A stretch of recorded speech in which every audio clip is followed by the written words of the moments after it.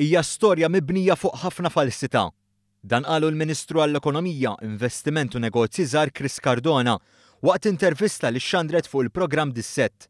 Dan b'referenza għal dak li ntqal fuq l-istess Ministru, jiġifieri li kien tkellem ma' wieħed mill-akkużati bil-qtil tal-blogger Daphne Caruana Galizia lejliet l-arrest tagħhom. Mingħajr tidwir mal-lewża huwa ċaħad dan kollu. ċaħta kategorika hija fittizja, hija fiction, lejliet l-arrest tagħhom li kien il-ħadd 3 ta' Deċembru.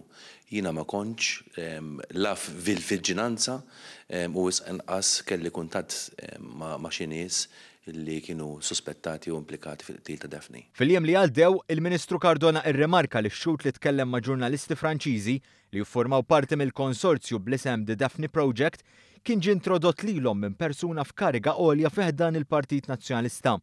Fuq ix-xandir nazzjonali, il-Ministru Cardona stieden lill-konsorzju biex jerġgħu ikellmu lill-istess individwu u jsaqsuh b'tali mod li jinftiem. Il-fatt li The Times bidlet il-video fi ftit minuti mill-ewwel wieħed għat-tieni wieħed u rranġatu kif kien jaqbilla minħabba ir-reazzjoni li kellhom in-nies li din isegwu din l-istorja li jindunaw li din hija frame-up, hija montatura kbira ta' dan il-konsorzju ta' The Times of Malta. Waqt il-programm Dis-Sett huwa fakkar li kien hu li mar minn jeddu għand il-pulizija u d-distanza lilu nnifsu minn dak li ppruvaw jagħtu x'jifhmu The Times of Malta u l-konsorzju. Ħassejt li għandi nagħmel statement fejn neskludi dak li ġie miftiem jew nkella illi rridu jagħtu x'jifhem The Times u l-konsorzju illi jista' ġara, illi jiena neskludi addirittura b'mod inekwivoku.